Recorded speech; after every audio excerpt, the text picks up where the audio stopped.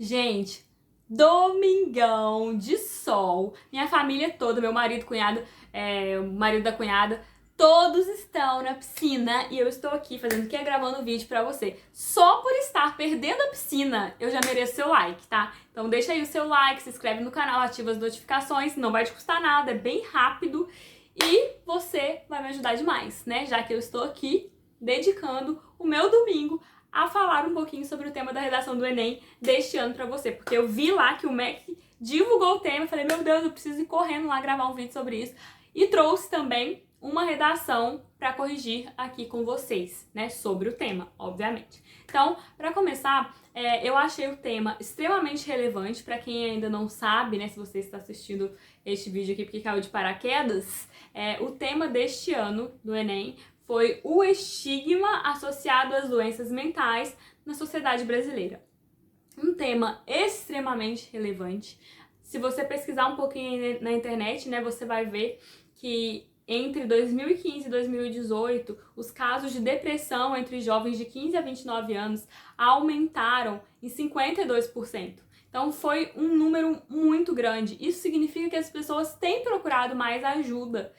Mas, mesmo assim, ainda existe um estigma muito grande quando se trata desse tipo de doença no Brasil, né? Então, esse estigma, ele vai acontecer na escola, vai acontecer no mercado de trabalho e pode acontecer também na sociedade como um todo. Mas, professora, o que é estigma? Eu vi que muita gente não sabia nem o significado dessa palavra.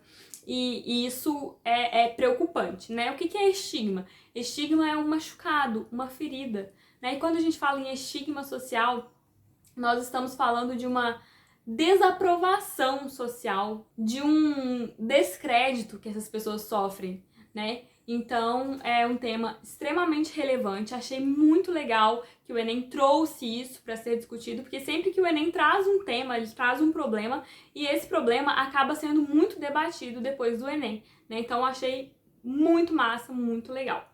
Então, vamos começar aqui a correção da redação que eu trouxe hoje relacionada ao tema. Eu vou colocar o texto completo aqui, e aí, se você quiser ler o texto completo, você pode pausar este vídeo para fazer a leitura. Eu não vou ler, porque senão o vídeo vai ficar muito longo, né? E aí, para não ficar cansativo para vocês, eu vou corrigi-lo por partes, mas se você quiser ler, é só pausar, beleza? Então vamos lá.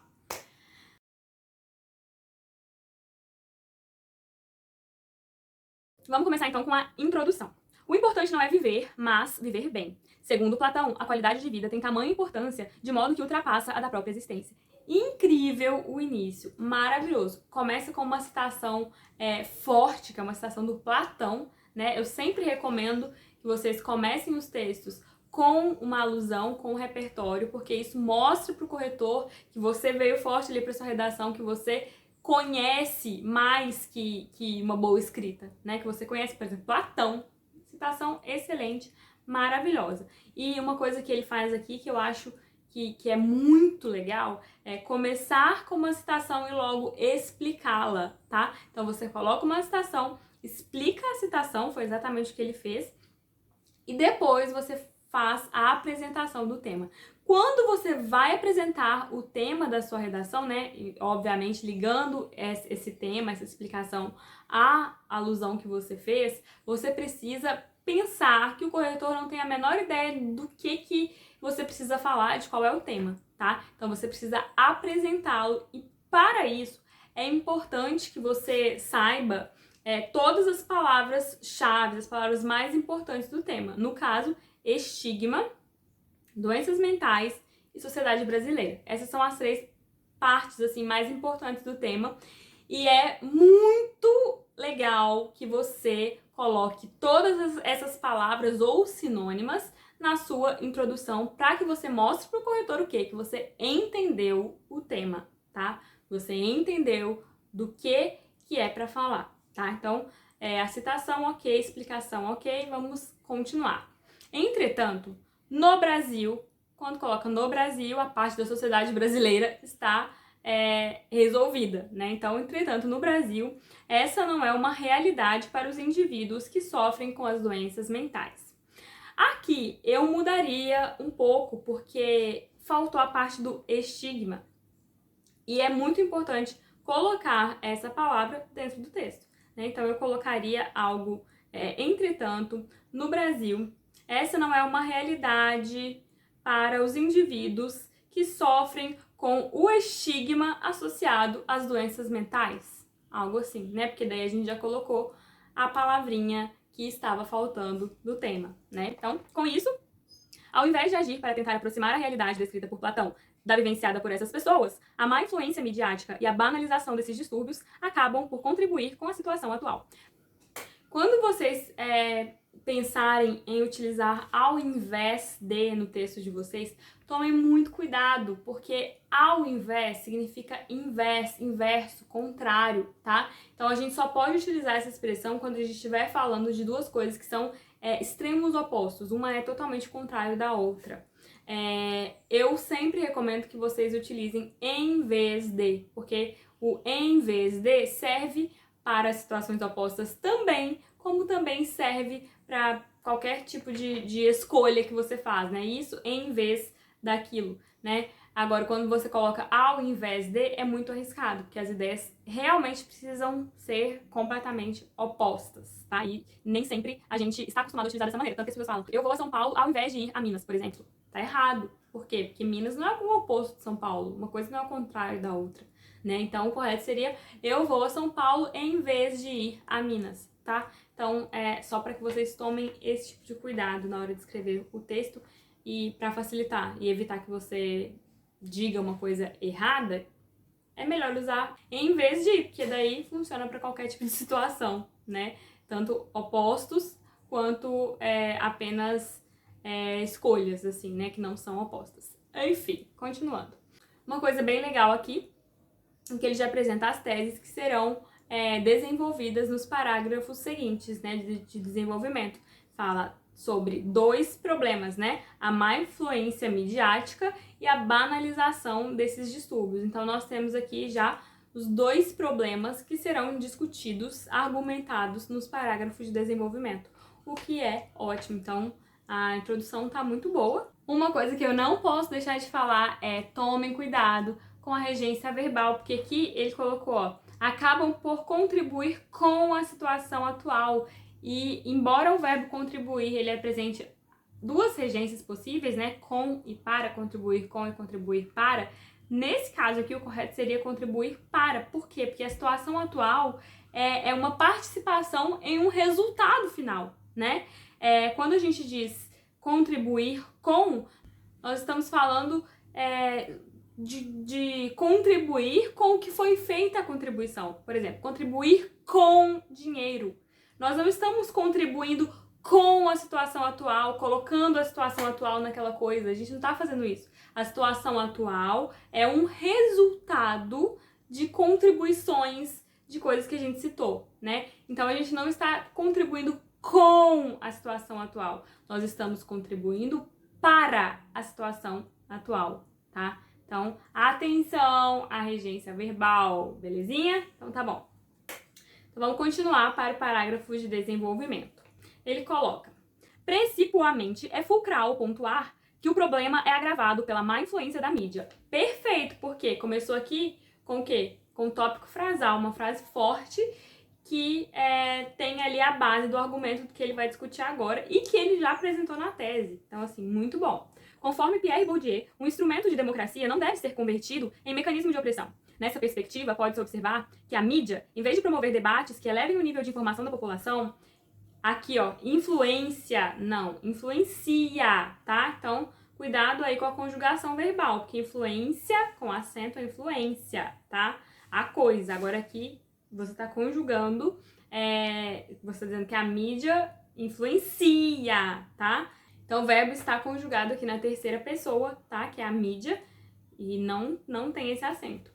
Influencia na consolidação do problema, não trazendo a representatividade ao enfrentamento a essas psicopatias. Aqui tem crase. Por quê? Porque o que traz alguma coisa a outra, tá? Então, se a gente... Aqui, o que traz representatividade a alguma coisa. Então, a gente tem aí uma preposição a e logo em seguida a gente tem um artigo a também, né? A essas psicopatias. Então, o a tem que ser craseado.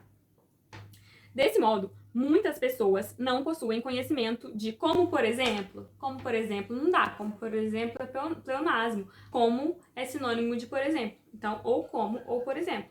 Escolha qual você quer usar e elimine o resto. Vamos escolher o como e vamos continuar. Desse modo, muitas pessoas não possuem conhecimento de como prevenir ou tratar essas doenças, e por conseguinte, de acordo com a Organização das Nações Unidas, 85% das pessoas que sofrem desses males não realizam tratamento.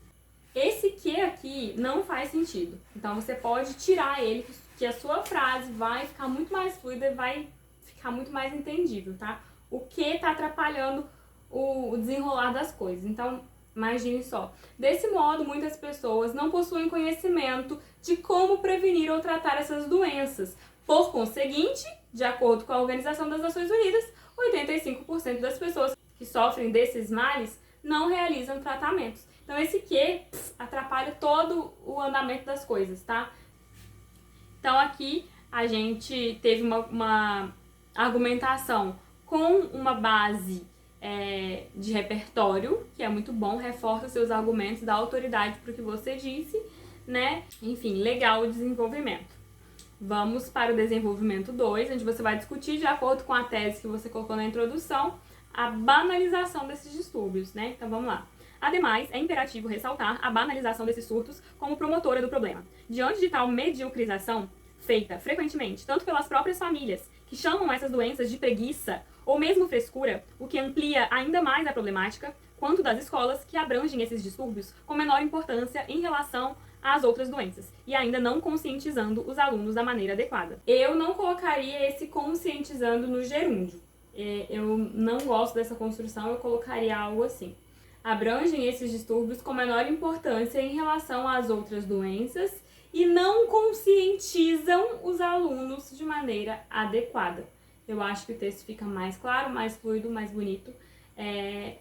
Nesse caso aqui, eu não colocaria esse gerúndio.